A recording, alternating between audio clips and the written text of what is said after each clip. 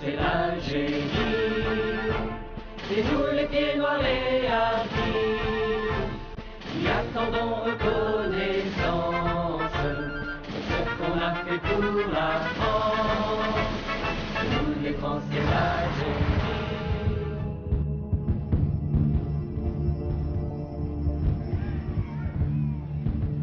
Le 14 juin 1830, les troupes françaises débarquent sur la plage de Sidi Ferruche, à 25 km d'Alger. Ce débarquement est mené tambour battant par le comte Louis de Bourmont, ministre de la guerre et commandant en chef de l'expédition en Afrique. La flotte bombarde les défenses de la ville, en particulier la citadelle de Fort-l'Empereur. À cette période, l'Algérie est sous la souveraineté turque du sultan d'Istanbul, sous le nom de Régence d'Alger, qui est le paradis des pirates. La ville est sous l'emprise des Turcs. C'est un marché d'esclaves, principalement blancs.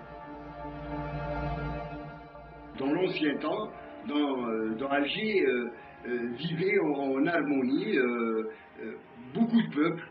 Les Espagnols, il y avait les Français, il y avait les Allemands, il y avait un peu de tout. Les Turcs sont arrivés en Algérie en 1516.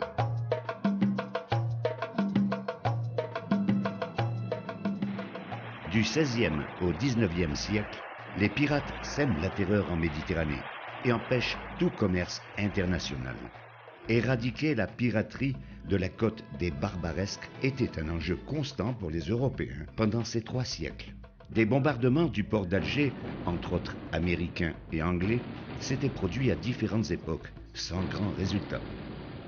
Parmi les Arabes et les Berbères, les Turcs, arrogants et brutaux, tiennent le haut du pavé à Alger. Ce sont les vrais maîtres d'Alger. Les forces armées sont composées de soldats, qu'on appelle des janissaires. Les Européens constituent une part non négligeable de la population d'Alger, soit comme esclaves, soit comme renégats. L'Européen qui se convertit à l'islam est considéré comme turc. L'islam structure ce nid de pirates. Durant des siècles, les Européens vivaient dans la peur du fouet et du triste sort qu'on leur réservait s'ils étaient capturés. Il y avait des tribus, il y avait les barbaresques dans le port d'Alger qui arraisonnaient les bateaux français et qui vendaient ensuite les femmes comme esclaves sur le port d'Alger. C'était pas la traite des Noirs, c'était les chrétiens qui étaient vendus par les musulmans, non par les Ottomans. Les femmes et les enfants étaient plus faciles à attraper que les hommes. Ces femmes se vendaient très cher, surtout si elles étaient blondes aux yeux bleus. D'ailleurs, le dé s'accaparait les plus belles pour son harem. Tous ces aventuriers qui arrivent à Alger volontairement sont attirés par les possibilités d'enrichissement rapide qu'offre la ville. Il faut savoir qu'entre 1530 et 1780, il y a eu au moins 1 million de chrétiens blancs asservis par les musulmans de la côte barbaresque. L'esclavage des Blancs et la mainmise sur la Méditerranée furent les principales causes du débarquement, et le fameux coup d'éventail du dé d'Alger sur le consul de France Deval pour une dette de blé non payée par la France n'a été qu'un prétexte pour ce débarquement. Après plusieurs jours de difficiles combats contre les troupes turques, qui font près de 500 morts et quelques 2000 blessés chez les Français, Hussein-D négocie et s'incline le 5 juillet 1830 contre la vie sauve pour lui et ses janissaires. Cependant, la France garantit la pratique de l'islam et le choix de leur statut. Le Dey embarquera pour Naples à bord de la frégate La Jeanne d'Arc avec ses 55 femmes et tous ses trésors. Quant aux troupes turques, elles quittent l'Algérie avec tous leurs biens pour l'Asie mineure. L'armée française s'empare de plusieurs villes, dont Oran, Arzeu, Bonn. Mais en 1832, un jeune chef arabe de 24 ans, nommé Abdelkader, se proclame émir et va mener plus tard une guerre sainte contre les Français à la tête de sa puissante smala, composée de milliers de cavaliers. Après une alternance de succès et d'échecs, Abdelkader fait sa soumission au général Lamoricière le 23 décembre 1847. Cette côte barbaresque a connu plusieurs noms avant que la France donne officiellement celui d'Algérie le 14 octobre 1839. Avant l'envahisseur arabe, il y a eu l'envahisseur vandale, il y a eu l'envahisseur romain, et avant eux, il y a eu l'envahisseur berbère. Et avant eux, il y avait des populations qui venaient d'on ne sait où, qui s'appelaient les Atlanthropes. Nous sommes des éléments extérieurs à l'Algérie, comme tous les autres avant nous l'ont été. 3 départements français sont créés: Oran, Alger et Constantine. Pendant que la pacification se poursuit, les militaires commencent à structurer le pays. Il y a tout à faire en Algérie. À partir de 1848, la France envoie en Algérie 12 000 ouvriers républicains organisés en 17 convois. Le premier convoi de colons, composé de 843 personnes, qui va fonder Saint-Cloud en Algérie, quitte Paris le 8 octobre à bord de 6 péniches.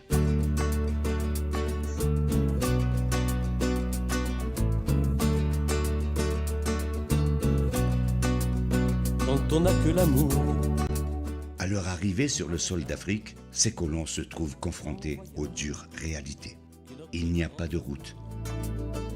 On traverse des marécages, au risque de s'y perdre. Arrivés à destination, l'armée les entasse sous des tentes ou des baraques en bois, parfois à même la terre. Le paludisme, le choléra ou le typhus s'abat sur eux, ce qui entraîne de véritables hécatombes. Par exemple, dans le Constantinois, 2 colons sur 3 succombent avant même d'avoir touché la pioche ou la charrue. Il y avait des gens qui venaient de Pologne, de Russie, les Alsaciens lorrains, les Italiens, les Maltais, les Espagnols dont je suis originaire. C'était ça l'Algérie. Si certains gros financiers étrangers s'enrichissent sur le sol africain, ces colons composés de petits fonctionnaires, exploitants agricoles et commerçants se mettent à bâtir l'Algérie. La France est arrivée, notamment dans ce qu'était cette côte, elle a commencé à construire tous les ports.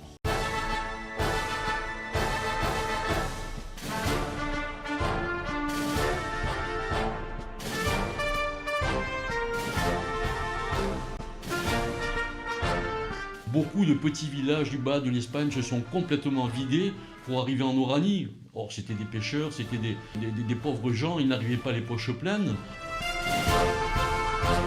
Contrairement à certains autres pays qui ont massacré la population pour prendre possession de leurs terres, la France, elle, a soigné, grâce à ses médecins, ses habitants du Maghreb.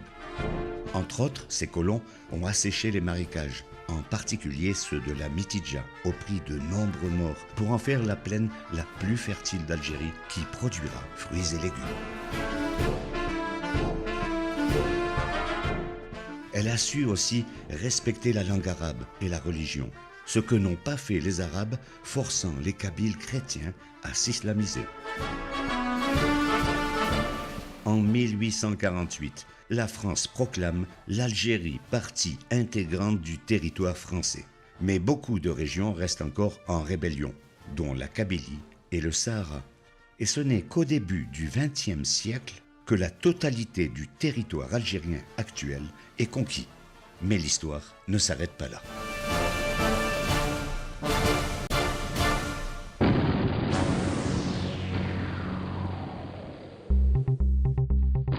C'est en Crimée que les supplétifs de l'armée régulière se distinguent par leur courage dans de nombreux combats. Ils étaient les premiers soldats vaillants et combattants qui, lors de la conquête d'Algérie, s'étaient opposés à l'armée française pour la rejoindre par la suite. Ils étaient composés de spahis, de zouaves et de tirailleurs. 1914, la guerre éclate et durant celle-ci, les indigènes et les Européens d'Afrique du Nord, représentant 25 divisions, sont engagés dans les offensives les plus dures et les plus meurtrières et se battent vaillamment sur tous les champs de bataille. Le monde entier a été profondément indigné par l'agression ignoble commise par les Anglais sur Dakar. Cette agression, dirigée par l'ex-général de Gaulle, traître à la patrie, a échoué grâce à la résistance héroïque des troupes françaises. Après cet acte révoltant, nous recevons enfin le reportage filmé des combats qui ont été livrés à Mels-er-Kébir, près d'Oran. Branle-bas de combat. Les ordres se succèdent. De Gaulle, il a été le complice de Churchill dans l'assassinat de 1300 marins français et la destruction de notre flotte, qui n'avait jamais été battue. Ce sont nos alliés qui ont écrasé donc cette flotte. Voilà les victimes de l'agression la plus répugnante et la plus ignoble qui ait jamais été commise.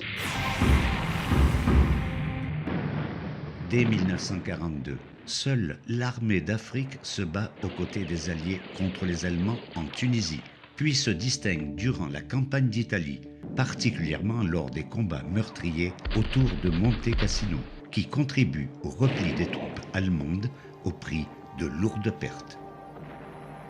L'armée d'Afrique délivre Rome et la Corse. Le 15 août 1944, elle débarque sur les côtes de Provence. Elle participe à la libération de Toulon. Marseille, elle passera par Dijon, Belfort, où elle livre les plus dures batailles. Elle libère un tiers du territoire métropolitain jusqu'au Rhin, poursuivant ensuite jusqu'au Danube. Cette armée d'Afrique est forte de 400 000 hommes, dont 233 000 indigènes africains et de 175 000 Européens originaires d'Afrique du Nord.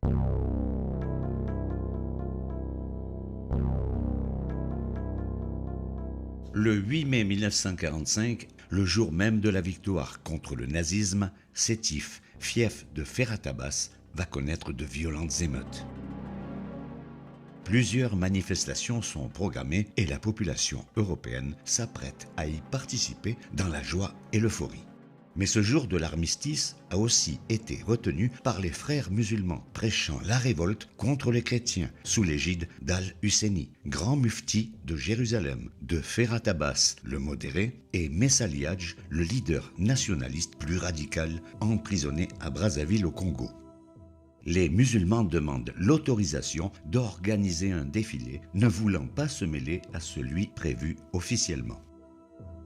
Les autorités civiles, dépassées par les événements, mais parfaitement informées de l'imminence d'une insurrection, autorisent cependant cette manifestation, sous réserve qu'aucun autre drapeau que celui de la France ne soit déployé et qu'aucune arme ne soit portée. Toutes les autorités civiles et militaires étaient au courant que le lendemain, il allait y avoir de graves incidents.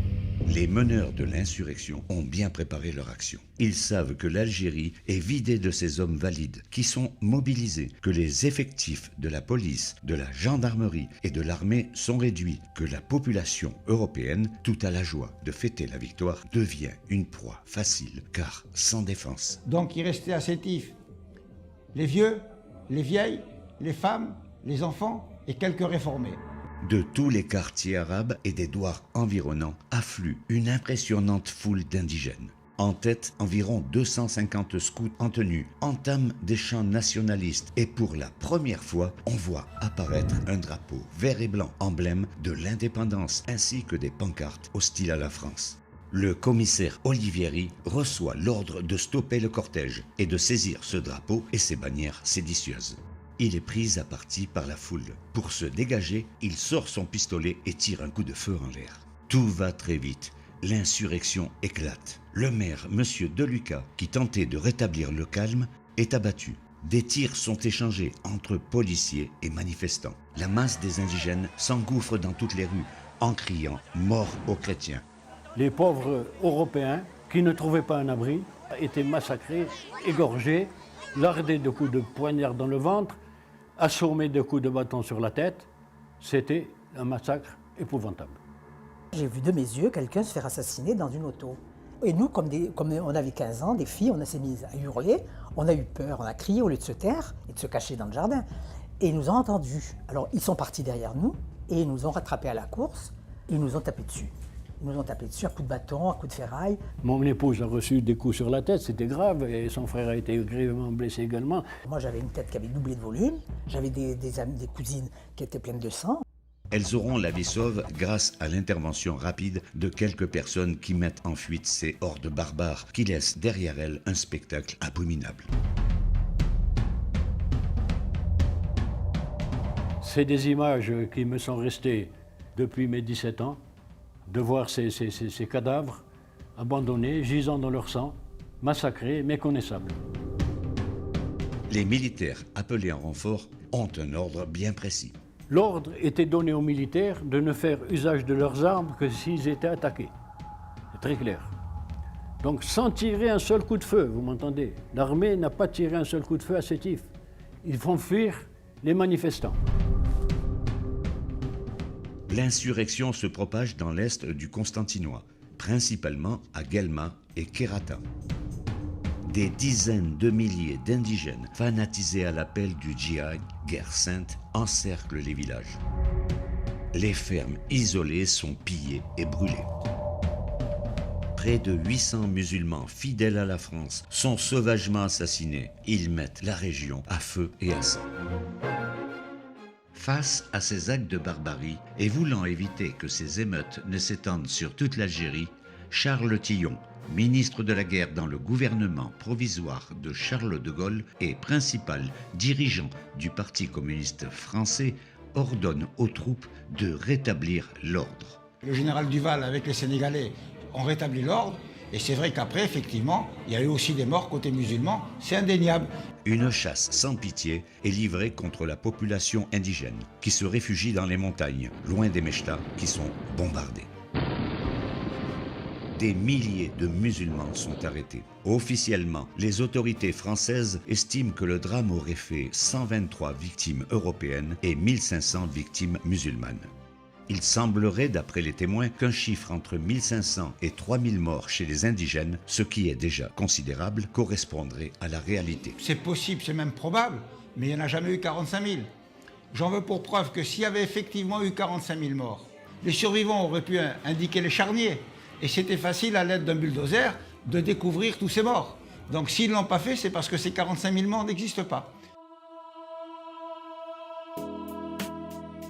De ces douloureux événements qui ont déchiré l'Algérie, le général Duval tire lui-même la leçon en déclarant « Je vous ai donné la paix pour 10 ans, mais il ne faut pas se leurrer. Tout doit changer en Algérie. Il faut faire des réformes sérieuses. » La vérité, il y a eu quelques abus. C'est vrai qu'il y a eu des abus, comme dans tout pays, il y a des abus. Vous voyez, notamment après le décret Crémieux, par exemple, quand on a accordé la nationalité française aux Juifs, ben pourquoi, après 1945, on ne l'a pas accordé à tous ceux qui ont fait la guerre? Donc là, il y avait un problème. Mais ce problème nous a échappé. Officiellement, le musulman d'Algérie est français, mais avec un statut particulier. Le premier collège leur permet de voter à la condition de renoncer à leur statut indigène dicté par le Coran. Le second collège, qui concerne la plupart des musulmans attachés à leur religion et à leur statut personnel, ne leur permet pas de voter. Il y avait là des portes qui étaient ouvertes et que les musulmans ont fermées. C'était déjà l'islam intégriste qui se dessinait. Il fallait faire les réformes tout de suite après le 8 mai 45. Alors après le 8 mai 45, qu'est-ce qu'a fait la France? La France, elle a dépensé des milliards en Algérie, elle a construit des écoles, elle a construit des bâtiments, des hôpitaux à tour de bras et tout ça. Mais non, ça n'a pas influencé. C'est sous ce contexte très particulier que l'Algérie reprend ses habits de lumière sous son divin soleil. Là-bas est une basilique abandonnée de ses croyants. Son nom est Notre-Dame d'Afrique. Même loin nous l'aimons autant. Au temps de la belle Algérie, sous le soleil, les processions les âmes fières, les cœurs ravis,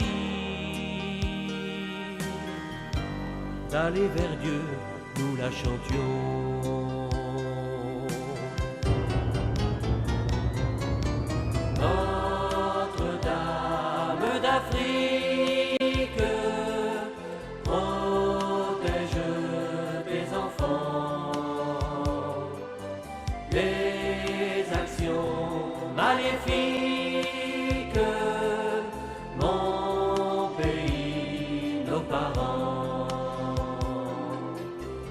J'ai perdu ma mère lorsque j'avais pas encore 3 ans, ma soeur n'avait pas 2 ans, et nous avons été élevés par une femme arabe, Zora, Boumerdassi, c'était son nom, qui avait 2 garçons. Et je crois que tout ce que je suis aujourd'hui, je le dois à cette mère.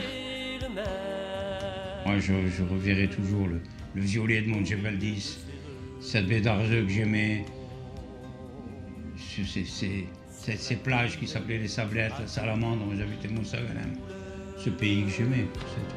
Tu es près de nous maintenant, ton regard ira vers là-haut. Je rêve à l'Algérie. Je rêve, vous savez à quoi? Je rêve à mon cimetière. Je rêve au ciel bleu. Je suis dans un port où au mois de mai à cette époque-là, nous allions pêcher les cigales. C'est parti de plaisir fou qu'on avait à camper au bord de la mer, les petits pliants pour les pêcheurs, le parasol pour Mémé qui avait peur des coups de soleil. Elle nous faisait manger de l'ail pour que les moustiques ne nous piquent pas. Tout le monde jouait à la belote en trichant, on avait des fous rires pas possibles. Oui, je me souviens de ces moments très heureux, très heureux. Alors de tous les coins de France. En Algérie, j'étais très pauvre. Pas pauvre, très pauvre. Mais malgré cette pauvreté, j'adorais mon pays. J'ai grandi au milieu de la musique de la Légion, et pour nous, la Légion, c'était quelque chose d'extraordinaire. Parce que c'était un milieu d'intégration comme il n'y a jamais eu. Il y avait à la Légion des gens qui avaient un passé, comment on dit, un passé, et plus d'avenir. Et quand ils allaient à la Légion, ils n'avaient plus de passé, et on leur donnait un avenir.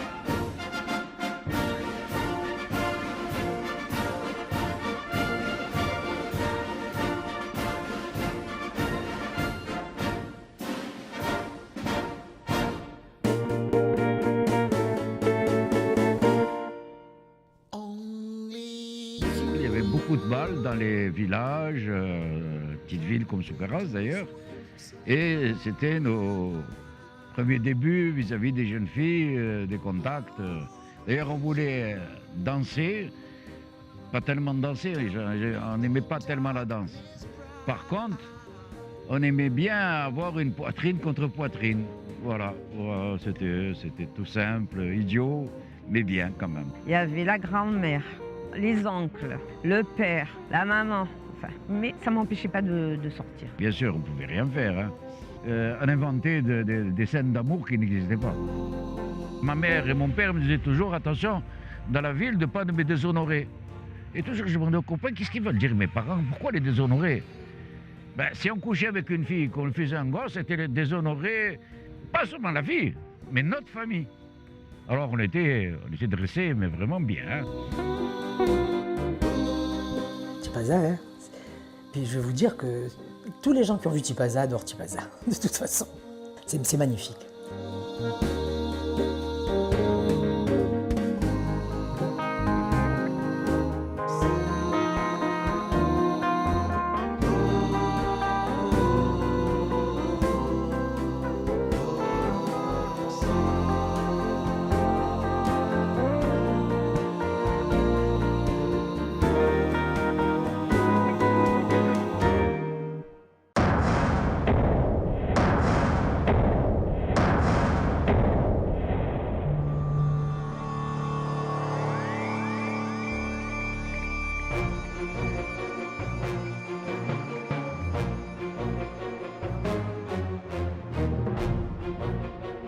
Alors que la guerre d'Indochine vient juste de se terminer, Le 1er novembre 1954, des maquisards du FLN déclenchent de nombreux attentats dans diverses régions de l'Algérie. Plusieurs soldats et civils sont tués. Cette guerre d'Algérie durera 8 ans pour aboutir à son indépendance. L'origine de cette guerre se retrouve dans certaines inégalités politiques, économiques et sociales entre les Européens et les musulmans, mais aussi et surtout par une volonté farouche d'indépendance d'une minorité au nom de l'islam. En 1954, près de 8 millions de musulmans cohabitent avec 1 million d'Européens, où chacun respecte les coutumes et les religions de l'autre. Les dissidents extrémistes du MNA, mouvement nationaliste algérien de Messali Hadj, créeront au Caire en octobre 1954, avec notamment Ben Bella, le FLN, Front de Libération Nationale, qui proclame une volonté de lutter pour une indépendance totale. Il engage alors une action de guérilla sur tout le territoire contre la présence française et use de méthodes terroristes d'une extrême violence. Le FLN dispose d'un bras armé, l'ALN, Armée de Libération Nationale. Le Maroc et la Tunisie servent de base arrière. Le FLN n'est soutenu que par une infime partie de la population musulmane et par quelques hommes politiques français, en général d'extrême gauche, dont certains deviendront des porteurs de valises. Pour lutter contre ce terrorisme, François Mitterrand, ministre de l'Intérieur, fait appel aux contingents et aux réservistes forts de plusieurs dizaines de milliers d'hommes. Personne ne pense que ce soit en France ou en Algérie qu'une guerre venait d'éclater. Dans l'Aurès encerclé, les opérations de ratissage se poursuivent. Secteur par secteur, la montagne va être contrôlée jusque dans ses moindres recoins pour y faire renaître le calme et la sécurité. Durant ces premières années, les attentats et assassinats vont secouer l'Algérie.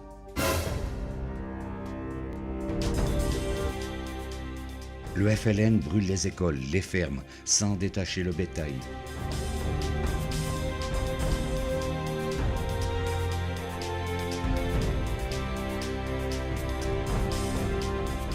Des cars sont attaqués et détruits, laissant au sol des cadavres affreusement mutilés, égorgés.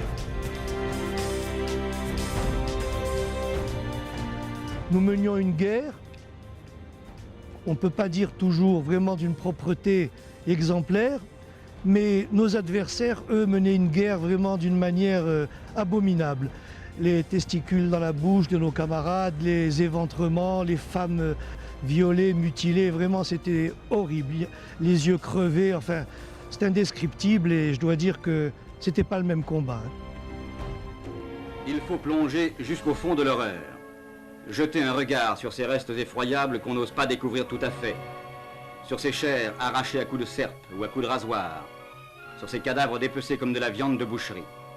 L'horreur, ici, arrête les mots dans la gorge. C'était des gens qui ne respectaient rien.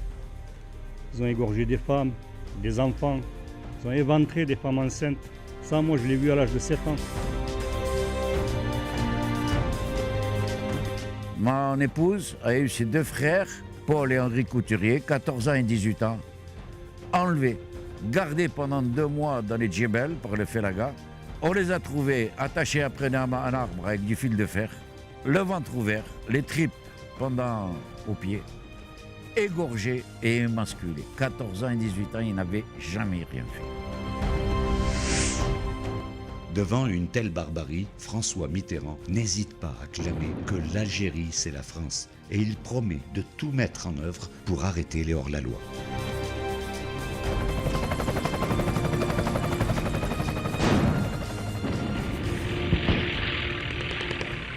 Après les Aurès, la Kabylie est passée au peigne fin. Tout musulman est suspect. Cela n'empêche pas la cadence des sabotages et assassinats. Les soldats français récupèrent des milliers d'armes et de munitions dans des caches, mais aussi à bord de navires. Cette guerre qui n'a pas de nom dépasse les Aurès et la Kabylie pour s'étendre sur toute l'Algérie. En janvier 1955, Jacques Soustel est nommé gouverneur général d'Algérie. Les effectifs de l'armée sont portés à 100 000 hommes. Le FLN évite les batailles rangées et s'en tient à des massacres de civils, essentiellement des musulmans, favorables à la France. Le 20 août 1955, dans tout le Constantinois, des groupes d'émeutiers se soulèvent. À El Alia vivent paisiblement ensemble 130 Européens et 2000 musulmans. Alors que ces hommes travaillent à la mine de pyrite, vers midi, des félagas dirigés par Zigout Youssef envahissent le village. Le moment est bien choisi. Ils opèrent avec un synchronisme remarquable et c'est un inqualifiable carnage. Ils pénètrent dans les maisons pour tuer. Ces familles sont pratiquement toutes exterminées. Les rebelles saccagent, dévalisent, violent femmes et fillettes avant de leur ouvrir le ventre vivantes devant les hommes qui seront ensuite assassinés. C'était des mineurs, de simples ouvriers.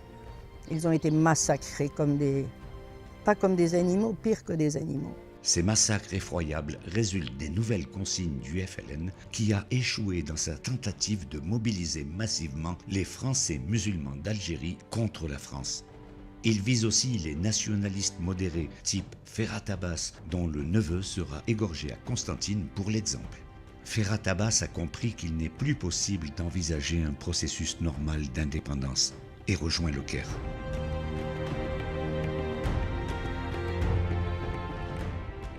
Le gouverneur général, Jacques Soustelle, venu en Algérie pour trouver une solution politique, assiste à l'enterrement des victimes et décide qu'on ne peut plus discuter avec ces gens-là.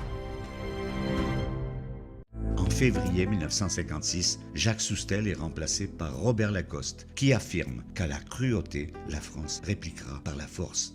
Mais le 18 mai, l'Algérie sera encore bouleversée par l'embuscade tendue par le FLN dans les gorges de Palestro, où 19 jeunes appelés, arrivés seulement depuis une semaine, sont affreusement massacrés et mutilés.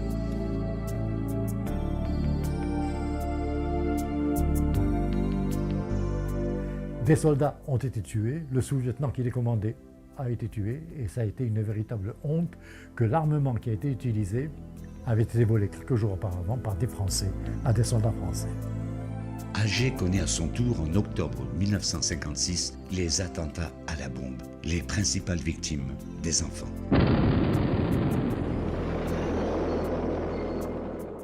Et il y a eu comme un choc plutôt, comme un souffle qui m'a projeté et je me suis retrouvée sur le trottoir.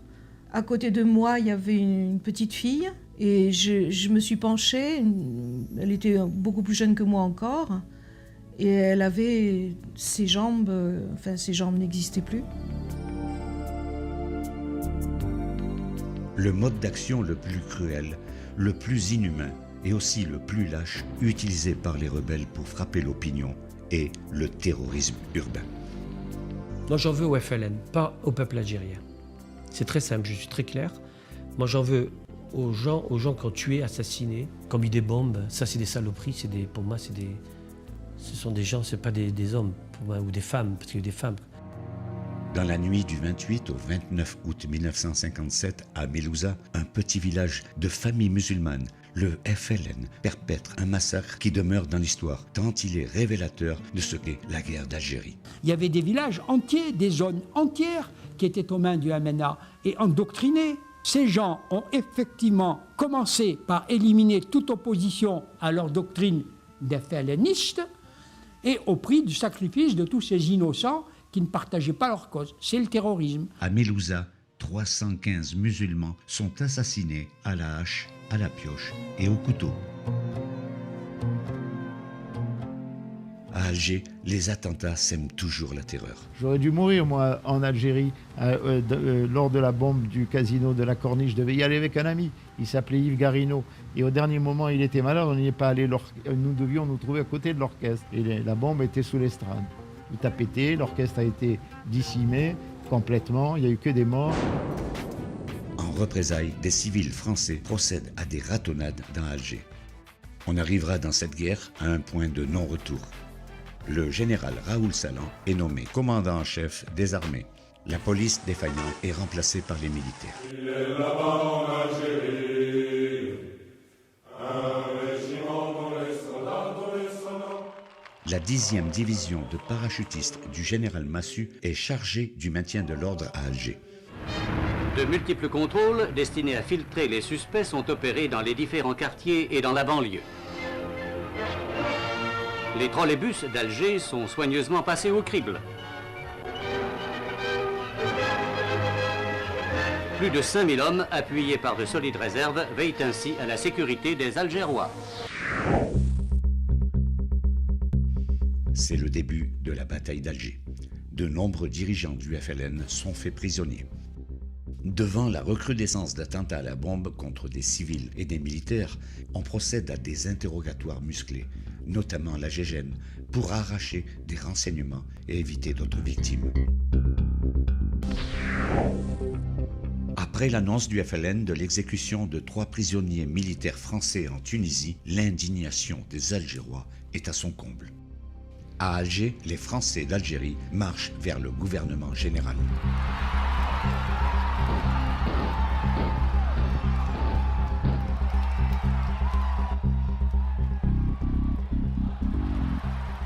En quelques heures, ils prennent le gouvernement général.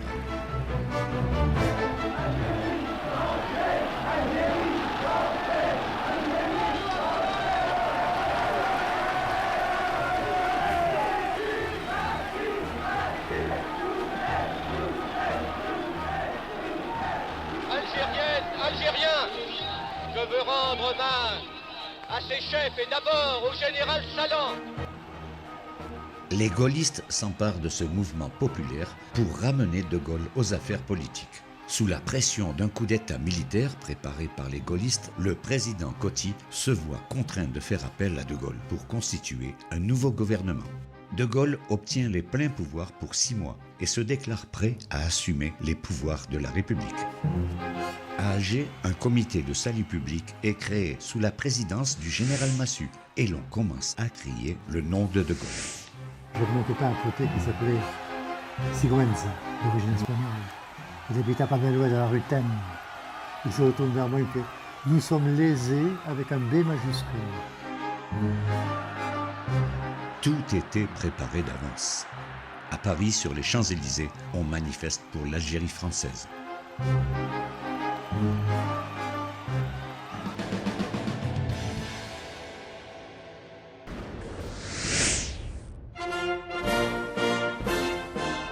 Le 4 juin 1958, De Gaulle se rend à Alger.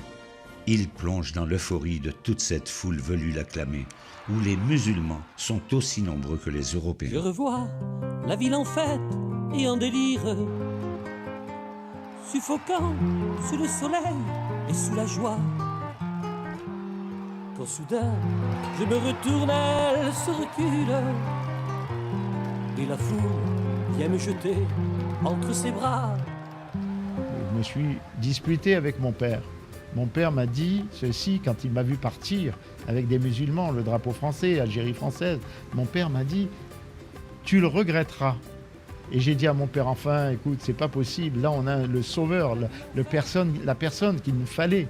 Mon père me dit non, tu le regretteras. On est dans un rare moment de grâce où tout est possible, mais nul ne prend garde au malentendu niché dans une petite phrase de De Gaulle. Je vous ai compris. Je sais ce qui s'est passé ici. La France considère que dans toute l'Algérie, il n'y a qu'une seule catégorie d'habitants. Il n'y a que des Français à part entière. 2 jours plus tard, à Mostaganem, devant une foule composée en grande partie de musulmans, il termine son discours par ce cri tant attendu. Vive l'Algérie française! C'était une chose extraordinaire. La guerre durait depuis 4 ans et les gens, les autochtones comme les pieds noirs, en avaient assez. Et quand ce 13 mai a éclaté, qu'on a vu arriver le général de Gaulle, tout le monde a dit « enfin c'est la paix ». Et on a vu des félagas agiter le drapeau français dans leurs repères, des félagas venir remettre leurs armes, on a vu des femmes brûler leurs voiles, on a vu des gens venir des villages autochtones avec des drapeaux français venir embrasser, malgré les consignes de boycott du FLN. Enfin, il y avait un miracle.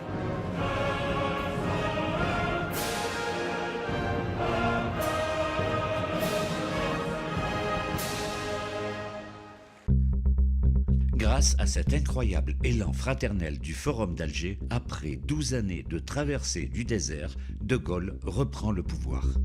Le 5 octobre 1958, c'est la naissance de la 5e République. Le 21 décembre, De Gaulle est élu président de la République. La bataille est en voie d'être gagnée sur le terrain, mais De Gaulle s'adresse au pays le 16 septembre 1959. L'autodétermination des Algériens quant à leur destin soit la seule issue possible. Il propose 3 solutions, dont la sécession. La guerre d'Algérie était gagnée par l'armée française et De Gaulle a capitulé devant le FLN, c'est tout. Mais de toute façon, il voulait détruire ce combat, il voulait détruire cette victoire. Manifestement, De Gaulle était pour une Algérie algérienne. Bien avant son arrivée au pouvoir, il ne veut pas d'une Algérie française. En outre, le 22 janvier 1960, le général Massu, très apprécié des Algérois, est rappelé à Paris par De Gaulle pour l'avoir critiqué dans une interview donnée dans un journal allemand. C'est l'étincelle qui met le feu aux poudres. Le 24 janvier, Alger s'enflamme. Un camp retranché s'installe au centre d'Alger, au nom d'Algérie française, avec l'espoir de faire basculer l'armée dans le camp des Français d'Algérie. Pierre Lagaillarde, député d'Alger, prend la tête du mouvement insurrectionnel aux côtés de Jo Ortiz. Véritable coup d'État, c'est la semaine des barricades. Les Français s'insurgent contre la politique d'abandon de De Gaulle. De Gaulle demande alors aux gendarmes mobiles d'intervenir avec la plus grande fermeté.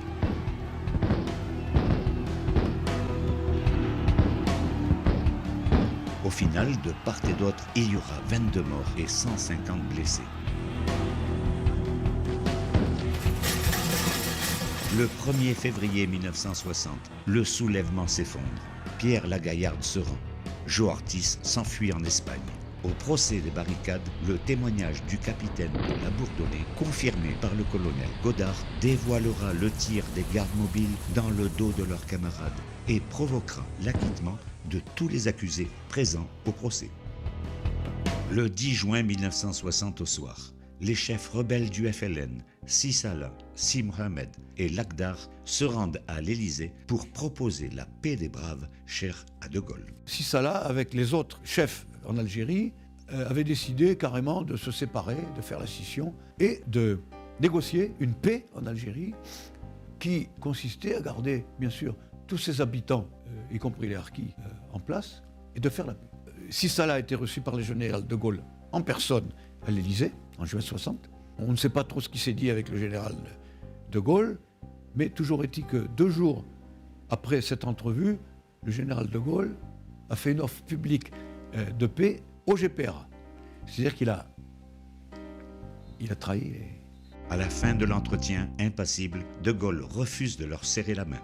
Si Salah, en s'adressant à De Gaulle, avait signé son arrêt de mort. Nous avons tué les meilleurs du FLN. Et je pense en particulier au colonel Si Mohamed. Il participait à cette opération, on dit neutralisé. Il avait été reçu à l'Élysée avec d'autres personnes et il voulait établir une paix des braves. Et De Gaulle ne l'a pas accepté. De nombreux officiers français en voudront à De Gaulle de n'avoir pas su utiliser cette exceptionnelle occasion de paix, car jamais la France n'était passée aussi près de la victoire. Général De Gaulle, d'ailleurs je le dis dans mon livre, je ne l'attaque jamais. Je dis simplement ce qu'il a fait. La fin du fin, c'est qu'il avait l'occasion de faire la paix avec des gens qui nous étaient favorables et qu'il a donné l'Algérie à nos pires ennemis. La guerre d'Algérie aurait pu se terminer en 1960, dans des conditions plus acceptables. De Gaulle entreprend alors des négociations avec le GPRA. Alger est sous haute surveillance. Et le 4 novembre 1960, De Gaulle s'exprime à nouveau à la télévision française. L'Algérie sera donc algérienne. Ce sont les Algériens qui auront à régler leurs propres affaires. Mais on est aux ordres de qui ? Aux ordres d'un homme qui disait « Allez-y, il faut gagner cette guerre et vous êtes en train de la gagner, et jamais le drapeau vert du FLN ne flottera sur Alger. » Je l'ai entendu. Lui et Mesmer et bien d'autres, si on avait été un pays normal, on les aurait fait passer en haute cour martiale. parce que nous étions victorieux sur le terrain. Le voyage de Gaulle du 9 au 13 décembre provoque des émeutes meurtrières à Alger, Oran et Bonn. Aux manifestants européens opposés à l'indépendance projetée, le pouvoir, par le biais des sections administratives urbaines, mobilise des musulmans des Casbahs pour descendre dans la rue crier « Vive de Gaulle ». Il en résulte de nombreux morts et blessés, qui aggravent la faille entre les communautés. De Gaulle aura fermé la porte pour l'Algérie française. Le 8 janvier 1961, le peuple français se prononce par référendum à 75% pour le droit à l'autodétermination de l'Algérie. De Gaulle a parlé, les Français l'ont écouté. Lâchés par De Gaulle et les métropolitains, les Français d'Algérie sont anéantis, mais ils placent encore leurs derniers espoirs parmi de grands généraux favorables à leur cause.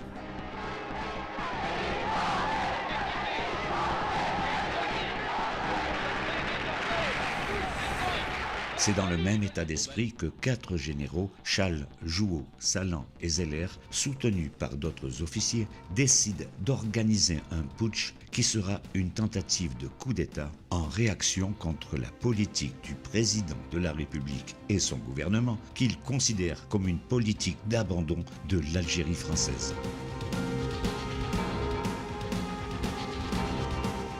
Le 22 avril, dans un élan désespéré, ces généraux se dressent contre De Gaulle et prennent le contrôle d'Alger. À Paris, c'est l'affolement. De Gaulle appelle le contingent à lui désobéir.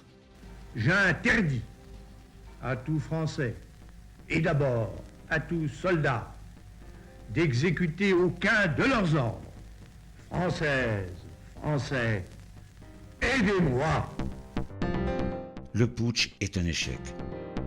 Chasles et Zeller se rendent et sont incarcérés. Une voiture qui entre sans ralentir. Le général Chasles s'est constitué prisonnier. Salan et Jouhaud plongent dans la clandestinité. De Gaulle prend les pleins pouvoirs en vertu de l'article 16 de la nouvelle Constitution.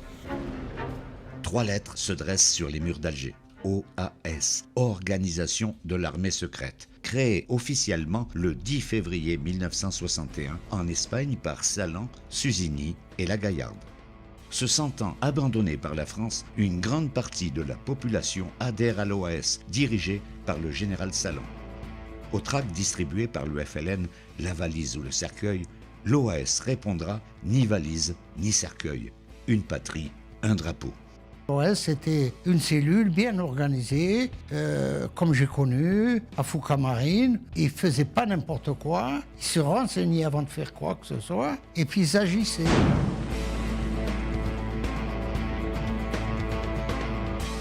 J'avais des ordres, et ceux que nous avons tués, c'était des gens du FLN, des porteurs de valises. Je me suis considéré comme un résistant de l'Algérie française tout le temps. Mon métier, c'est de ne pas tuer des hommes, c'est de les soigner. J'en avais cette conviction. Mais du jour où je tue des hommes et où je fais tuer des hommes, ce qui est beaucoup plus grave d'engager des hommes à en tuer d'autres, c'est pour quelque chose. Et je ne veux pas qu'on me le fasse faire pour rien. Je veux le faire pour sauver cette terre, cette putain de terre. L'OAS devient le terrorisme du désespoir par ses attentats et assassinats de plus en plus violents et de moins en moins sélectifs, ce qui lui donne une mauvaise image. Si vous voulez, il y a une mauvaise image de l'OAS. Pourquoi? Parce qu'il y a des gens qui n'appartenaient pas à l'OAS, qui ont fait des actes qui étaient défendus par l'OAS. Vous avez des gens qui s'intitulaient OAS et qui faisaient des ramassages de fonds, qui faisaient des hold-up. Mais il faut savoir que le général Salan avait interdit les plastiquages. Il faut savoir que Jean-Jacques Suzini avait décrété que tout Européen en train de faire une ratonnade était fusillé sur place. Une guérilla urbaine est engagée entre l'OAS et le FLN, qui est appuyée par les forces gaullistes de l'armée française en Algérie et en métropole. Assassinats et plastiquages ne se comptent plus à Alger. Le 8 septembre 1961, De Gaulle échappe à un attentat de l'OAS à Pont-sur-Seine. Cette fois-ci, l'État français est bien décidé à neutraliser les partisans de l'Algérie française. Michel Debré, qui était partisan de cette Algérie française, suit maintenant la politique d'abandon de Gaulle. le gouvernement décide d'envoyer, en plus des gendarmes mobiles et des CRS déjà sur le terrain, des brigades spéciales anti-OAS, les barbouzes. Ces barbouzes sont composées de policiers marginaux et de repris de justice. Ils ont pour mission de faire du contre-terrorisme, des plastiquages, prendre des renseignements et réaliser des interrogatoires au cours desquels la torture est utilisée. J'étais torturé par des barbouzes à la caserne des Tagarins. J'ai été sévèrement, très sévèrement interrogé, coups de pied dans les blessures, etc. Les membres de l'OAS, rejetés par les métropolitains, sont pourchassés sans répit par les forces gaullistes. Le 17 octobre de cette même année, une manifestation pacifique du FLN qui était interdite a lieu dans la capitale. Des dizaines de milliers d'Algériens défilent contre ce couvre-feu instauré suite aux nombreux assassinats par le FLN de policiers, de civils français et de musulmans. La répression est brutale. On compte plusieurs morts et blessés et environ 10 000 arrestations. Début mars 1962, c'est l'ouverture des négociations officielles entre le FLN et la France qui aboutissent à la signature des fameux accords d'Évian.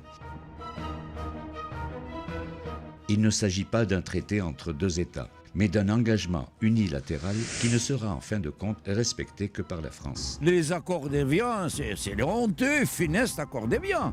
On a été vendus. C'est une trahison. Au moment où nous avons signé les 10 accords d'Évian, nous avions en Algérie 3000 garçons du FLN répartis de la frontière tunisienne à la frontière oranaise, cachés dans les roches et les grottes et qui ne pouvaient plus pénétrer dans les villages. La guerre était gagnée, la guerre militaire était gagnée. Voilà ce qu'a signé un général français, si tant est qu'il fut général. Le 19 mars 1962, l'annonce officielle du cessez-le-feu en Algérie est proclamée. À Bab el-Oued, c'est la colère et une fusillade éclate entre militaires et civils. Il y avait un commando OAS qui voulait désarmer les militaires qui patrouillaient. Il y a eu un mouvement de panique dans un camion, un coup de feu, et puis donc on s'est mis à tirer. Il y a eu des soldats, des militaires tués.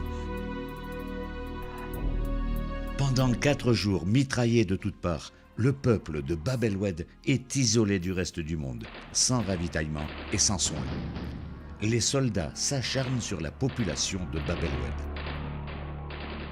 Mais ils ont fait la vengeance, ils se sont comportés comme des brutes.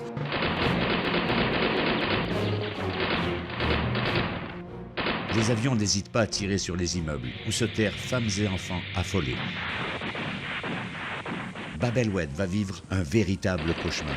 Le lendemain du siège de Bab el-Oued, on a frappé à ma porte et un oncle venait m'apprendre que mon beau-père avait été tué et que ma jeune belle-sœur de 15 ans avait pris une balle de fusil mitrailleur dans la hanche. L'appartement est entièrement coupé en deux par des rafales. Ce qui me rend fou, cet homme, le père de ma femme, qui a fait 5 ans et demi de guerre, de prisonnier, il a été tué par de la France. Ça pour moi, c'est la chose la plus injuste qui puisse exister. Alors que le 25 mars, le général Jouhaud est arrêté à Oran, le lendemain, dans la matinée, le colonel Vaudrey et son équipe distribuent un tract appelant la population à une manifestation pacifique pour délivrer Bab el-Oued.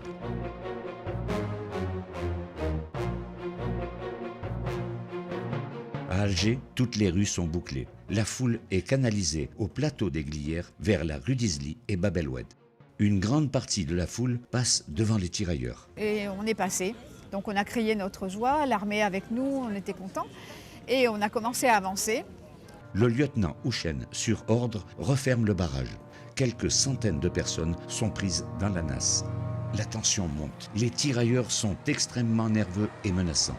Le lieutenant Houchen avertit le sergent de se préparer à tirer. C'est un ordre. Brusquement, une rafale de FM retentit devant l'agent Savas.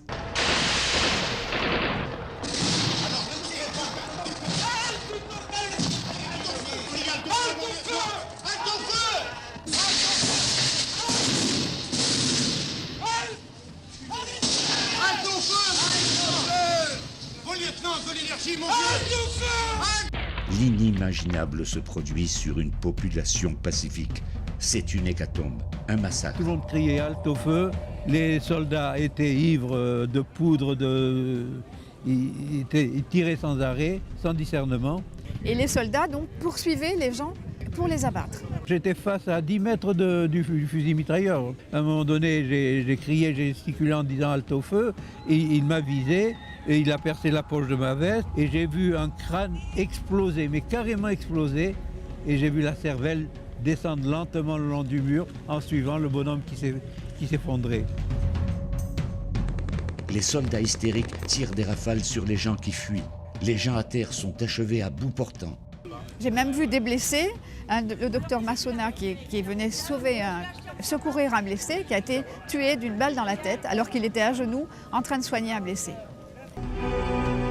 Et je revois encore sur les marches d'escalier de la Grande Poste, des gens qui s'écroulaient les uns sur les autres, tout le monde criait, tout le monde s'enfuyait dans tous les sens en se demandant ce qui arrivait, parce qu'on s'attendait à... C'était une manifestation tout à fait pacifique, quoi. Mon mari, il a été tué d'une balle dans la nuque. Il était ingénieur chez IBM. Alors il est arrivé mourant. Comment je me suis retrouvée à cet hôpital, je n'en sais rien. Avec les morts et le sang et par terre et les gens qui hurlaient. Vous ne pouvez pas vous empêcher de hurler.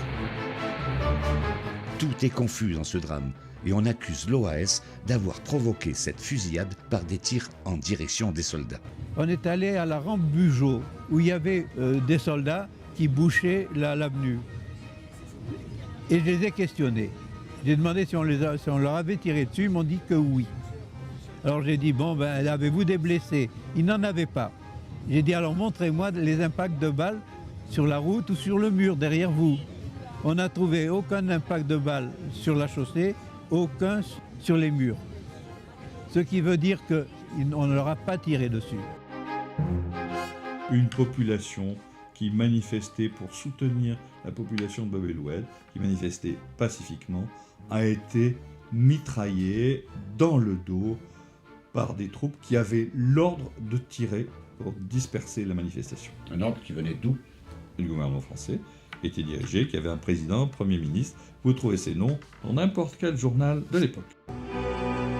Au soir du 26 mars 62, De Gaulle s'adresse aux Français en leur demandant de voter oui à l'imminent référendum portant sur l'autodétermination de l'Algérie. Il ne fera aucune référence aux 80 morts, 200 blessés et disparus de cette tragique journée.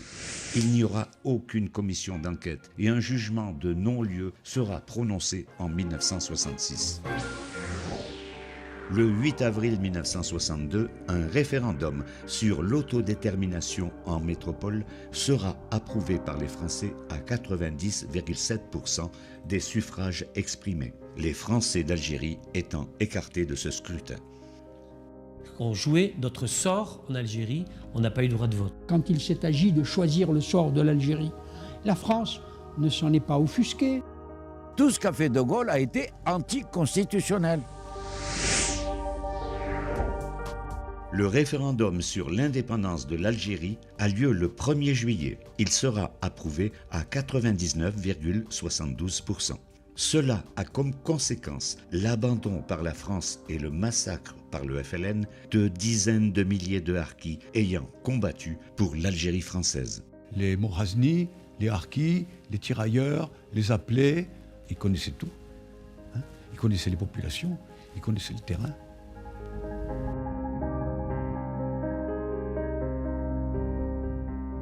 Ensuite, j'étais au commando Georges. Alors là, c'était que des harkis. Ils étaient 250. Et tous anciens félagas. Ils étaient révoltés contre les méthodes du FLN. Ces hommes, ces musulmans sont des Morasni. Ils faisaient partie de l'armée française et étaient chargés d'assurer la sécurité des Sas. Que vont-ils devenir maintenant? C'est la question qu'ils posent à leur lieutenant et à laquelle ce dernier ne sait pas encore répondre, d'où son trouble. Qu'est-ce que vous comptez faire? Faut rien.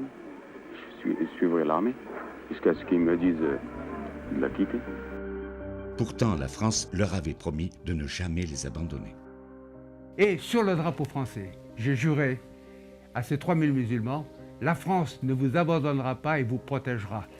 Mes harkis ont été assassinés, comme la plupart des harkis, J'en avais une cinquantaine, moi. Pendus et brûlés au pétrole, tous. Sans exception. Quel est votre sentiment? Une blessure qui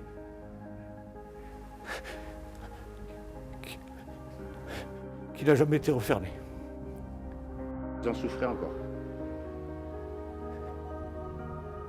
C'est un peu la honte de la France, non? Les exactions qui ont été commises envers nos compagnons d'armes, les harkis. Non, près de 100 000, j'en ai des larmes aux yeux. Près de 100 000 ont été assassinés dans des conditions ignobles. Or, il y a 60 000 harkis qui ont été égorgés par les gens du FNL, donc ça c'est une vérité historique. Et heureusement qu'il y a beaucoup de militaires qui n'ont pas obéi à De Gaulle et qui ont rapatrié 50 000 harkis contre les ordres de l'armée française. Mesmer avait signé un ordre d'interdire à tous les officiers d'embarquer les harkis. Les pauvres couraient derrière des camions, on leur donnait des coups de crosse sur les mains pour ne pas les embarquer. Ça, c'est un génocide, avec la complicité de la France. Il ne faut pas hésiter de le dire.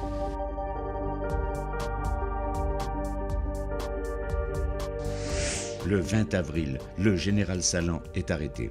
Le massacre et les enlèvements par le FLN de musulmans et d'Européens se multiplient.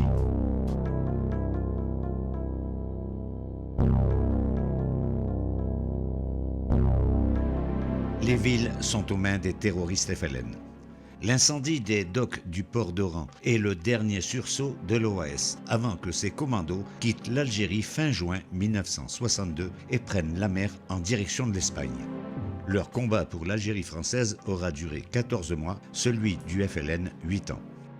À partir du 1er juillet, date du vote de l'indépendance, l'Algérie fête sa victoire. Afin de rassurer la population oranaise, enfermée depuis 4 jours, ordre est donné d'ouvrir les magasins et les bureaux et de reprendre le travail. Le 4, on s'est senti en sécurité puisque les gardes mobiles ou la gendarmerie passaient avec des haut-parleurs pour nous inciter à sortir. Ce 5 juillet à Oran, date anniversaire de la prise d'Alger par la France en 1830, des défilés de voitures surchargées de musulmans déferlent des quartiers arabes vers les quartiers européens. Ce défilé, qui se dit pacifique, s'organise avec des hommes presque tous armés. Les femmes dissimulant sous leur voile un couteau les accompagnent sous leur you-you. J'étais militaire le 5 juillet 1962 à Oran. Arrivé vers 10h30, 11h, les coups de feu ont été beaucoup plus nourris venant de la ville et une certaine effervescence dangereuse s'est manifestée autour de la caserne. Une chasse à l'européen commence, sauvage, systématique. On m'a arrêtée et je suis restée contre un mur pendant de longues heures. Je tremblais, j'avais les mains en l'air et je tremblais parce que je voyais qu'ils lynchaient les gens. Il y a une Fatma qui voulait me lyncher. Oui, elle disait « donne-nous-la, donne-nous-la » pour me lyncher, pour m'égorger. Les auxiliaires de l'armée algérienne emmènent les Européens prisonniers vers le commissariat central ou vers le Petit Lac ou la ville nouvelle où ils sont torturés, battus et tués. C'était une rafle, c'était la chasse aux Européens. Dans cette folie sanguinaire, quelques Arabes et Européens sauvent des vies et arrivent à délivrer des prisonniers. Heureusement que quelques soldats ont désobéi. C'est un Français d'origine musulmane, le capitaine Khelif, qui lui est sorti et a sauvé des dizaines et des dizaines de pieds noirs. Le général Katz téléphone à De Gaulle pour l'informer de l'ampleur du massacre. Le chef de l'État répond « Ne bougez pas ». Katz obéit aux ordres de Gaulle. Je crois que le général Katz était content que ça arrive. Il dit que les ordres, il les a reçus de De Gaulle de ne pas bouger, mais ça devait lui faire plaisir de ne pas bouger. On l'a nommé le boucher d'Oran parce qu'il a laissé la population française se faire massacrer par les Félagas. On partait en courant, on voyait des cervelles par terre, on a vécu ça, quoi. Il y avait 14 000 hommes sur la région d'Oran, ils n'ont pas branché. Des jeunes pieds noirs qui étaient militaires ont été non seulement empêchés d'intervenir, mais on les a désarmés et on les a enfermés, l'armée les a enfermés pour qu'ils n'interviennent pas. Nous avons été faits prisonniers, nous avons été désarmés et nous avons été enfermés dans une chambre au secret jusqu'à 6 h du soir. Quand nous sommes sortis de cette chambre, Un silence troublant régnait sur les balcons où se trouvaient les gens qui nous appelaient au secours. Et nous avons su par la suite qu'ils étaient rentrés dans les immeubles. Voilà. J'ai manqué à mon devoir de soldat français. Pauvres gens. Pauvre France. À 17h, après de nombreuses heures de massacre, on autorise enfin les soldats à sortir de leur caserne. Il est trop tard. Un silence impressionnant règne sur la ville. Des cadavres jonchent le sol. On trouve des Européens pendus au crochet de boucher, d'autres assassinés dans des poubelles. Les soldats français et algériens déversent par camion les cadavres dans le petit lac et les couvrent de chaux vives. Nul ne sait le bilan exact de cette terrible journée. Je le sais parce que j'étais au bureau exaction à l'ambassade. On nous dit toujours 3600 morts. Non, c'est faux. Il y a eu 3600 à 3700 morts, mais il y a eu des centaines d'enlèvements par le FLN. Ce massacre d'innocents était prémédité, car les tueries commencèrent à la même heure aux quatre coins de la ville. C'était un mouvement qui était bien préparé pour effrayer les Européens d'Oran principalement et les faire partir. Plusieurs milliers d'hommes, de femmes et d'enfants d'origine espagnole ont ainsi renoncé à faire partie de l'Algérie nouvelle au moment même où elle vivait les premières heures de l'indépendance. Conformément aux accords d'Évian, la France libère tous les poseurs et poseuses de bombes, les tueurs et les égorgeurs, alors que le FLN garde prisonniers en Algérie des centaines de soldats harkis et pieds noirs. Quant à ceux qui ont combattu pour garder l'Algérie à la France, ils seront pourchassés et emprisonnés, et pour certains, condamnés à mort. Je suis né à Alger, j'ai été sous-lieutenant de parachutiste, j'ai été blessé au combat, j'ai déserté, j'ai rejoint les rangs des résistants et des patriotes, j'ai rejoint l'honneur. J'ai été condamné pour cela et j'ai visité donc les geôles gaullistes de la Santé, de Fresnes, de l'île de Ré. Mais alors qu'en Algérie se jouait le dernier acte, on jugeait à Paris un des acteurs du drame. De Gueldre, organisateur et responsable des commandos OAS d'Algérie, était condamné à mort par la haute cour militaire. De Gaulle a pris sa décision quelques heures seulement après le génocide du 5 juillet 62 à Oran. Lequel génocide aurait pu l'inciter à la clémence. C'est ce qui est terrible dans cette affaire. Non. Non, De Gaulle n'accordera pas la grâce au lieutenant de Gueldre, qui sera conduit devant le peloton d'exécution. Les soldats ont été émus par le courage de Gueldre qui est arrivé, le drapeau tricolore sur la poitrine, un drapeau du reste auquel il avait tout sacrifié et qu'il avait choisi comme un seul. Il s'est mis à chanter la Marseillaise, il a crié vive la France, les soldats émus par son courage hésitèrent à tirer. Mais De Gueldre, qui incarnait l'OAS, devait être exécuté. Au fort d'Ivry, 12 détonations retentissent. Sur les 12 balles censées avoir atteint De Gueldre, il y en a une seule qui a atteint son but, son objectif. L'adjudant, qui était chargé de donner le coup de grâce, quand il s'est aperçu que De Gueldre était toujours vivant, sa main s'est mise à trembler. Le pistolet se déchargea dans le vide. L'avocat aurait dû demander sa grâce. L'avocat manquait à son devoir élémentaire, parce qu'il aurait dû aller vers le prisonnier. Il est resté agonisant, attaché à un poteau.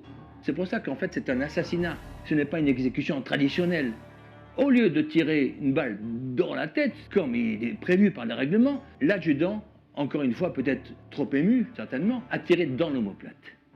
Cet homme a dû souffrir le martyre. Et il a fallu encore un 4e coup de grâce.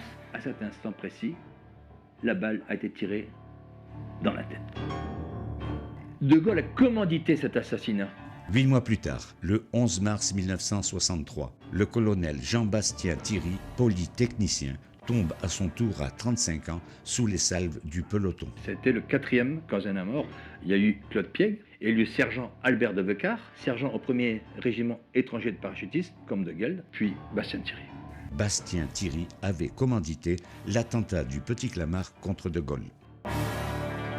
Quant au sort des disparus, traités en esclaves ou torturés dans des prisons sordides, dans des maisons closes et dans des mines d'Algérie, nul ne sait ce qu'ils sont devenus. Très peu eurent la chance de pouvoir s'échapper de ces camps de la mort. André Ossignac, jeune appelé en Algérie, sort de sa caserne d'El Billard le 21 juillet 1962 pour acheter des cigarettes et tombe sur un contrôle militaire FLN.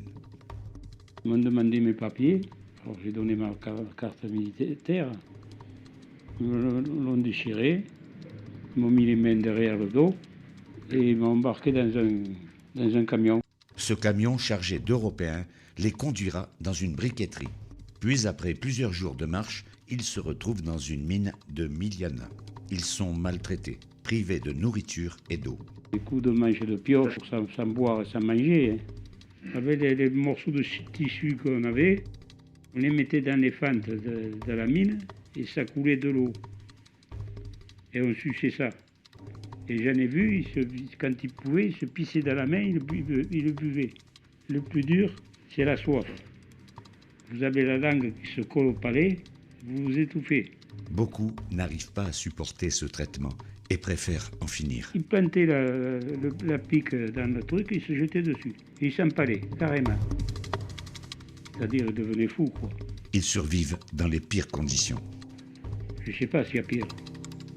Pour moi, c'est le pire. André Ossignac tente alors de s'évader en s'accrochant sous un chariot de mine. Crever pour crever, j'ai dit, tant pis si je passe le concasseur, c'est pareil.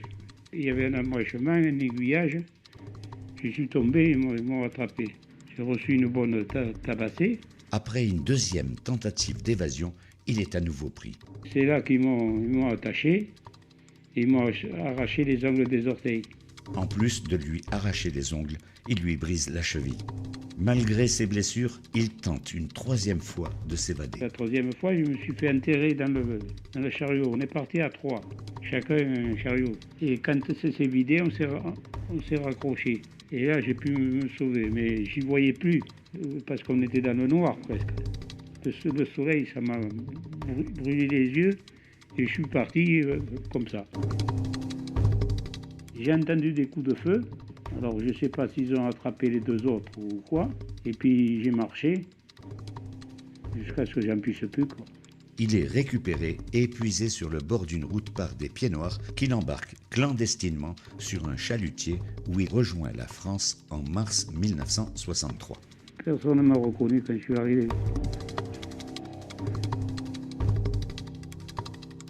À son arrivée, il ne pèse que 40 kilos. Mais son chemin de croix ne s'arrête pas là. On l'interne au Fort du Ha pour désertion en temps de paix. Il est brutalisé. On voulait qu'il livre les filières qui lui avaient permis de revenir d'Algérie. Son histoire gênée, on l'a menacé afin qu'il se taise. Mon père était chauffeur de camion-citerne. Il a été enlevé par le FLN en 1956. Il avait quand même que 38 ans. Il a dû essayer de se sauver. Je pense qu'ils l'ont, et je souhaite qu'il ait tué par une arme à feu et pas qu'il ait égorgé comme ils ont tendance à le faire. Qu'a fait la France pour cette disparition? Rien. La France n'a jamais rien fait. Vous y pensez souvent à votre père? Tout le temps. Tout le temps, je pense à mon père. On a une blessure qui ne se referme pas.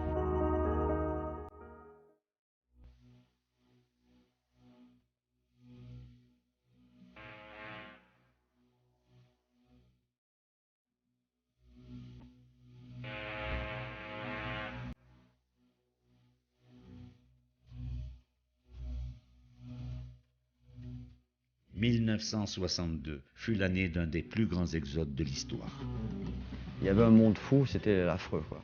Tout le monde se bousculait, tout le monde essayait de partir, c'était angoissant. On passait des jours et des jours devant les bateaux pour pouvoir avoir une place.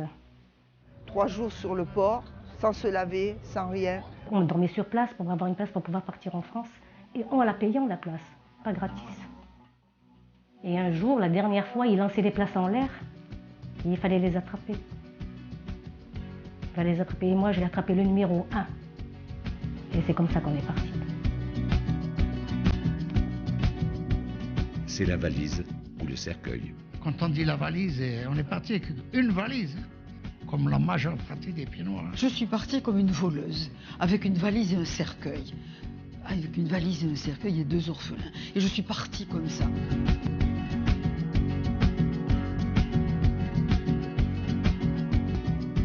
Je les vois tous pleurant. Je m'en voulais, c'est pas possible de voir tout ça et de ne rien dire. J'étais dans ma tenue de capitaine et j'assistais à ce drame. Les appartements des Pieds-Noirs, à peine vidés, sont envahis par les familles musulmanes. On ne voulait pas partir, on ne voulait pas, mais après on a vu tellement de massacres, il a fallu partir comme tout le monde. Depuis les accords d'Évian, rien n'est respecté sur cette terre d'Afrique et tous les Européens et Harkis doivent fuir s'ils veulent rester encore vivants.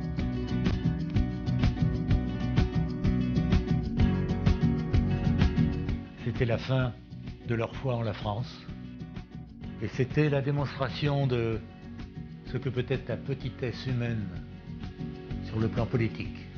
Mon pays, la France, il a disparu dans ce cataclysme qui a emporté l'Algérie. La France a disparu aussi. Ah, ça n'était plus la première mort. Pour la plupart, c'était la dernière. C'était la mort. Je vous ai compris.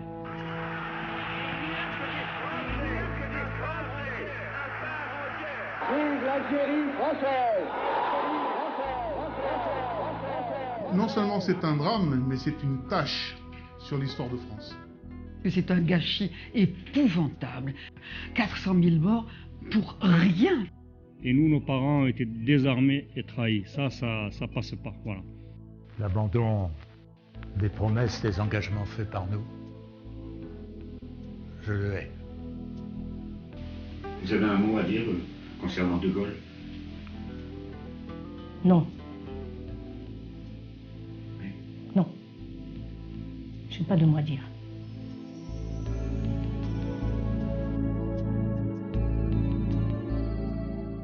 À leur arrivée à Marseille, des pancartes les invitent à retourner chez eux.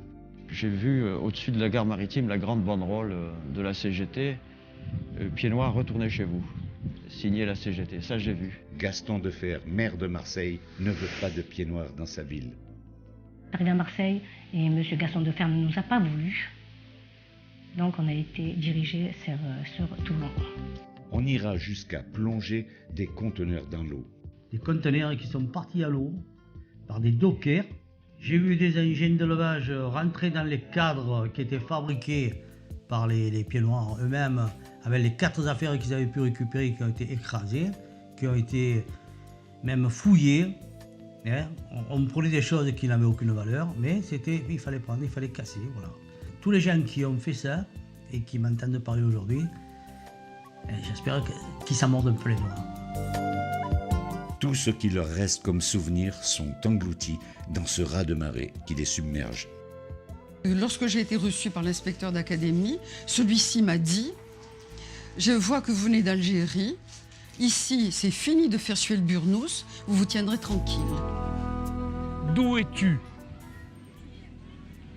D'où tu viens?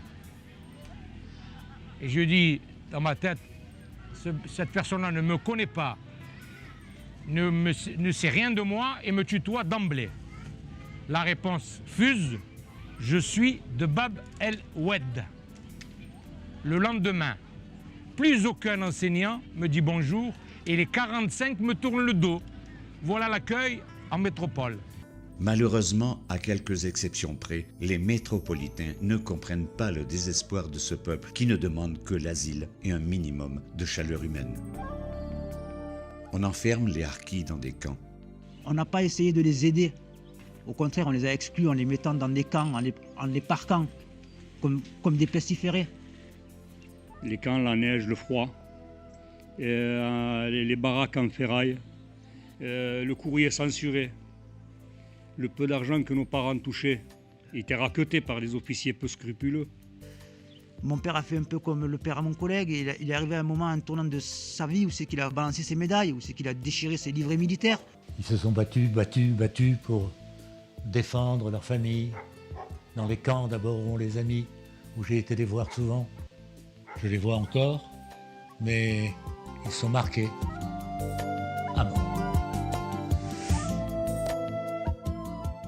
Malgré ça, nos parents sont restés très patriotes. Et plus patriotes que certains Dupont et Durand même. On est fiers d'être français. Et pour moi, ça, c'est C'est la plus belle des choses qui me sont arrivées. Nous, on a toujours été français, on a fait 14-18. J'ai de ma famille qui sont morts à Verdun. J'ai ma famille, on a fait la Deuxième Guerre mondiale. J'ai encore un qui était vivant, il est à Dijon, il a fait toute l'Indochine, il est encore vivant. On a fait l'Algérie, on a fait toutes les guerres avec la France. L'accueil que nous fit la France à cette époque-là était identique à l'hiver que nous eûmes cet hiver-là. C'est l'hiver le plus froid de toute leur existence. Beaucoup ne résisteront pas à cet exode. Alors, ma mère s'est laissée mourir à 51 ans. Elle a décidé de plus s'alimenter. Elle trouvait qu'il pleuvait, il y avait de la neige, il faisait froid. Elle s'est laissée mourir. Là, j'ai vu des gens complètement ravagés, un type qui rigolait sans arrêt, fou furieux. Il habitait une ferme près d'Oran et les Arabes l'avaient attaché sur une chaise. Ils ont violé ses 2 filles et sa femme. Après, ils les ont égorgés et lui, ils l'ont libéré. Ils l'ont laissé vivant pour qu'il raconte ça. Malgré tous ces malheurs, et peut-être à cause de tous ces malheurs, ces Français d'Algérie vont se réadapter dans un pays qui est le leur, mais où ils sont marqués d'être traités de sales pieds noirs ou de gros colonialistes. J'ai jamais vu de gros colons, j'ai vu des petites propriétés, j'ai vu des artisans, j'ai vu des ouvriers. Ça faisait partie de ce qu'on racontait à cette époque, hein. Il y avait quand même une manipulation de l'opinion publique. On est marqué, bien sûr qu'on est marqué quand on entend des choses comme ça, par d'autres Français.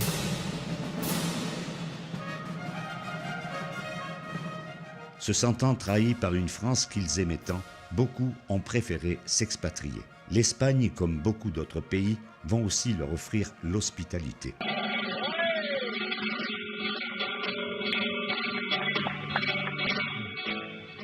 Et on s'est retrouvés en Espagne, et grâce à Franco, on est là.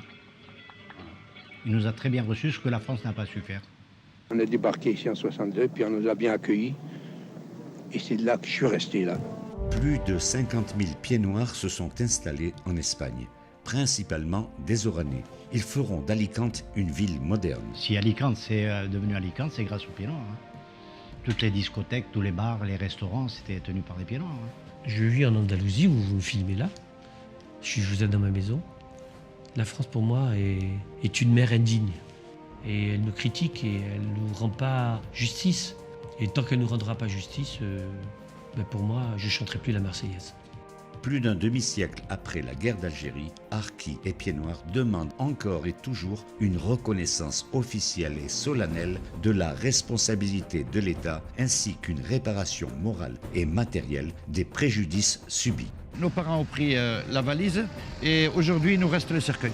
Donc on l'amène devant la République, la préfecture de région, pour qu'elle sache qu'il reste encore le cercueil qu'il faut qu'elle assume. En réponse, des villes comme Montpellier érigent des statues, dont celle de De Gaulle. Je suis aujourd'hui venu, bien évidemment, manifester contre cette statue de De Gaulle, que je trouve pas très belle d'ailleurs, mais ça représente bien le personnage, celui qui a abandonné l'Algérie, qui a abandonné les populations harkis rapatriées, donc c'est pas un grand personnage de l'histoire de France. Dans d'autres lieux, on inaugure des places ou rues 19 mars 1962, qui symbolisent l'indépendance de l'Algérie, alors que cette date représente celle des méprisables accords d'Évian qui donnèrent le signal d'une accélération du massacre des Pieds Noirs et Harkis. Et c'est une date qui est fêtée en Algérie comme la fête de la victoire. Les Algériens ont édité un timbre 19 mars, fête de la victoire. Et je trouve insensé que la France tolère que des rues, des places soient inaugurées pour le 19 mars. C'est comme s'il y avait des rues Waterloo, s'il y avait des rues Trafalgar. C'est incompréhensible. Leur blessure n'est toujours pas cicatrisée. C'est une plaie ouverte, profonde et secrète. Les gens ne se rendent pas compte de ce qu'on a vécu. D'ailleurs, quand ils l'apprennent, ils ouvrent les yeux et disent c'est pas possible. Certains retourneront dans leur pays pour tenter d'apaiser cette souffrance, alors que d'autres préféreront garder en eux le souvenir de cette Algérie perdue à tout jamais. Non, je ne retourne pas là-bas, je garde que mes beaux souvenirs. Je ne veux pas savoir si ma maison elle est cassée, si elle n'est pas cassée, je m'en fous complètement. J'ai tout là-dedans et là-dedans, ça me suffit.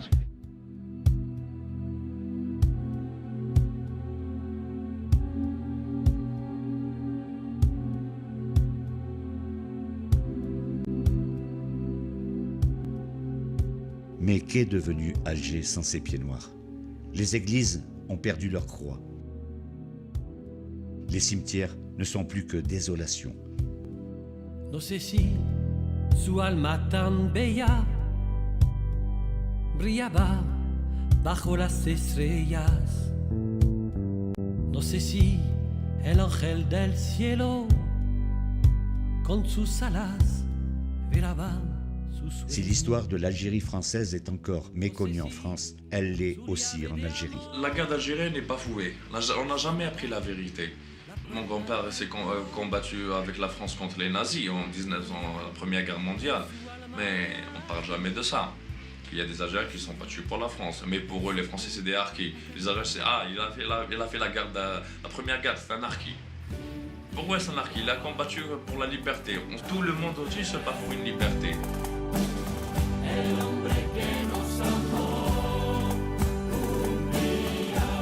À chaque coin de rue, tu trouves un policier. Alors si vous montez à Hidra ou à El Golf ou à El Bia, vous trouvez que fils de militaires ou militaires qui tiennent des ranges avec 2 hectares, 3 hectares de terrain.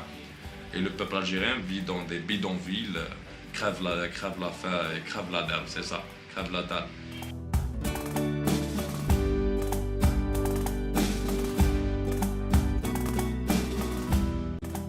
Les Pays Noirs vivaient en harmonie avec les Algériens. Bab el Oued était plein de juifs, que ces juifs travaillaient avec les Algériens, mangeaient ensemble, faisaient la fête ensemble, buvaient ensemble, sortaient ensemble. On connaît que ça. Mais le gouvernement algérien dit dans les programmes, les Pays Noirs c'est des gens pas bien, ils ont fait la guerre contre l'Algérien, ils ont tué des Algériens, des familles, ils ont violé des femmes, ils ont fait ça. Mais non, ils n'ont pas fait ça parce qu'ils sont nés en Algérie déjà, de 1. Ils sont algériens. Au moins eux nous fait rappeler la France, l'Algérie française déjà. La vraie Algérie blanche, les gens qui marchaient étaient libres, parlaient, il y avait des beaux bistrots, il y avait des casinos, c'était beau, la mérothèque était belle. Charlie Chaplin a inauguré plein de trucs à Alger. On partage l'histoire, on partage un siècle déjà. Pour partager un siècle entre deux pays, ça veut dire qu'il y a une liaison, il y a une relation. Il y a un arabe un jour qui m'a dit, nous étions faits pour vivre ensemble et la politique et les hommes nous ont séparés. La guerre d'Algérie, c'est la guerre qui n'aurait dû jamais avoir lieu. Mais vous ne pensez pas que l'Algérie aurait évolué quand même vers une indépendance? Elle aurait évolué vers l'indépendance, mais multiraciale. Les Français d'Algérie étaient déjà des Algériens au même titre que nous. Des fois, il y a des gens qui regrettent de faire la guerre contre les Français. On regrette d'avoir chassé des Français. Parce qu'au moins, autant des Français, ils vivaient, ils mangeaient à leur faim. Maintenant, ils ont fait la guerre, ils ne mangent pas à leur faim. Un jour, il y aura un soulèvement. Vous regrettez que la France soit partie? Oui, je regrettais. Parce que de voir mon peuple vivre la misère, ça m'a... Si la France était restée, il y aurait eu la liberté, c'est ça? Oui. Et la richesse? Ah oui. Au moins on vivra.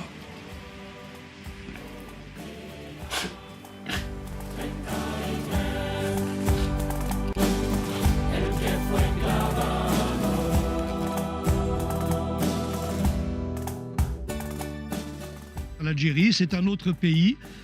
Je serais consolé de l'avoir perdu s'il était heureux aujourd'hui. Depuis que nous sommes partis, ils n'ont rien fait.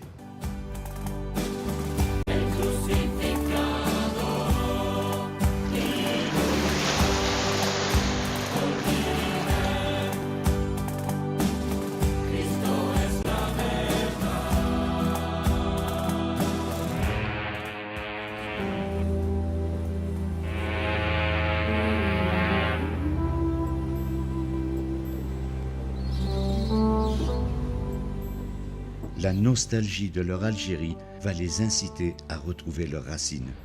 Malheureusement, le pays qu'ils ont laissé n'a plus rien de commun avec leurs beaux souvenirs. Et je ne peux même pas dire que mon pays m'a été arraché puisque je l'ai. Je l'ai en moi. Des cauchemars, non, mais des regrets, oui. Plus j'avance en âge, plus j'ai des regrets. Même si la France reconnaît ce qu'elle a fait. Et en plus, je suis fière d'être née en Algérie. Je suis très fière d'être pied noir. Pour moi, c'est le plus beau mot qui existe, pied noir.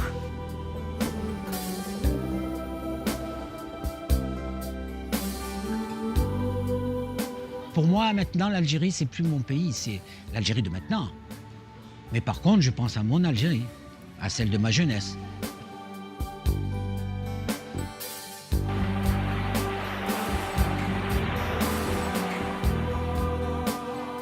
L'Algérie a été pour moi cruelle parce que d'abord j'ai perdu mon pays, j'ai perdu mon mari et j'ai perdu ma mère. Je pense qu'on ne s'arrache pas de son enfance, on ne s'arrache pas de sa jeunesse. Donc mon Algérie, c'est tout ça.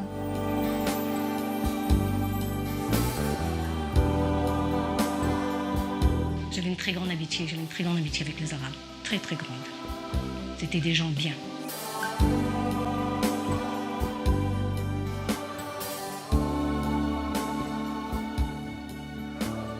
Ces pieds noirs ont tout perdu, même leur mort.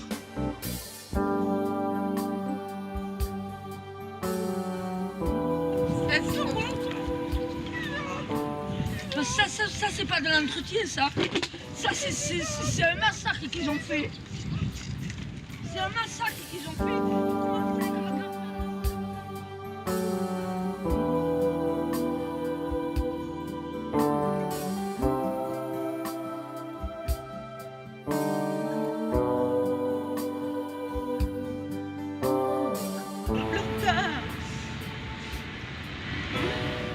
Ne pleure pas, papa.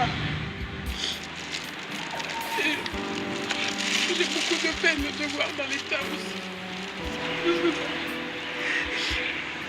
J'aurais voulu tout ramener avec moi pour dire de ne pas les laisser ici. On ne peut laisser que des fleurs. On espère un jour.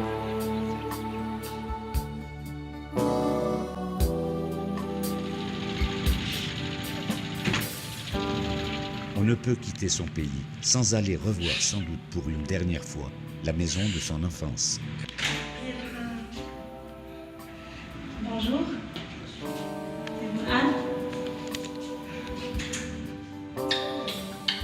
C'est Madame Amon.